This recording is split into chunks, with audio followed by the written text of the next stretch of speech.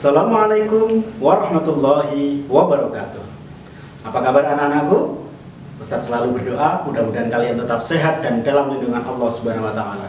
Alhamdulillahirabbil alamin. Hari ini berjumpa lagi dengan Ustadz Arifin untuk pembelajaran tema 4, berbagai pekerjaan, muatan pelajaran IPS, pembelajaran kedua, jenis pekerjaan yang menghasilkan barang atau jasa. Nah, sebelum dimulai, kalian bisa menyiapkan buku bahan belajar daring jilid 4, bisa dibuka halaman 84 sampai 88. Kemudian buku paket tematik serta alat tulis. Anak-anakku, marilah kita awali pembelajaran kita hari ini dengan bacaan basmalah. Bismillahirrahmanirrahim.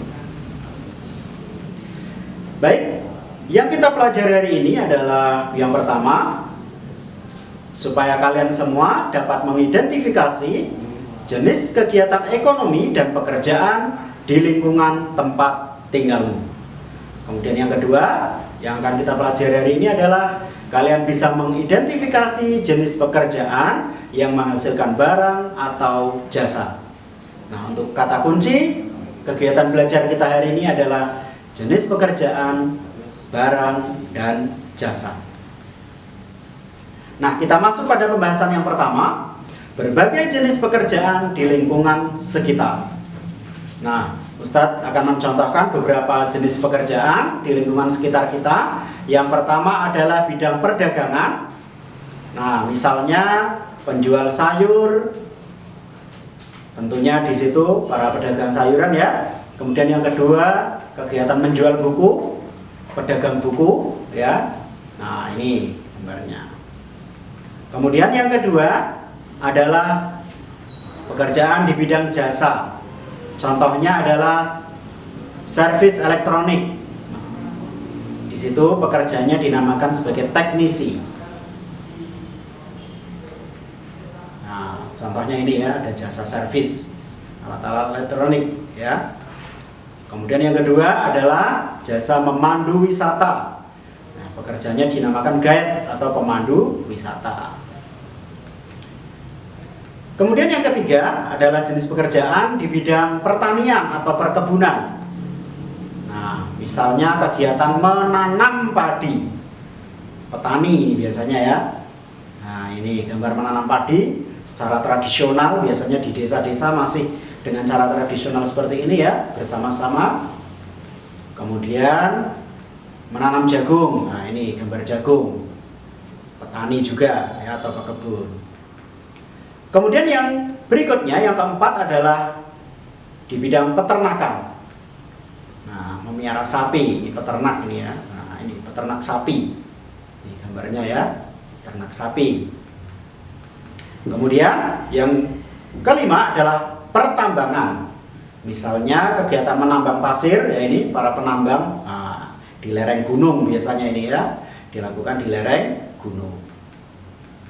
Kemudian yang keenam adalah kegiatan perindustrian. Misalnya kegiatan memproduksi makanan. Yang terlibat di dalamnya bisa operator mesin, bisa ahli gizi, maupun teknisi mesin. Nah, ini ya, misalnya ini. Nah, kemudian kita akan belajar tentang pekerjaan yang menghasilkan barang dan jasa.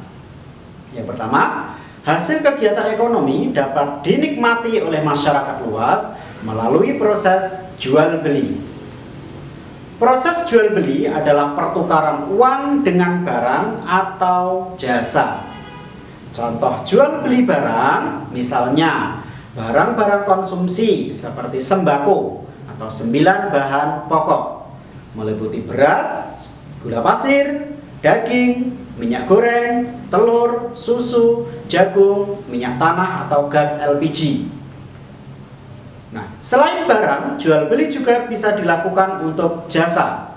Sebagai contoh, saat kamu mengikuti rombongan wisata bersama teman sekelas menggunakan armada bis, berarti kamu terlibat dalam jual beli jasa transportasi.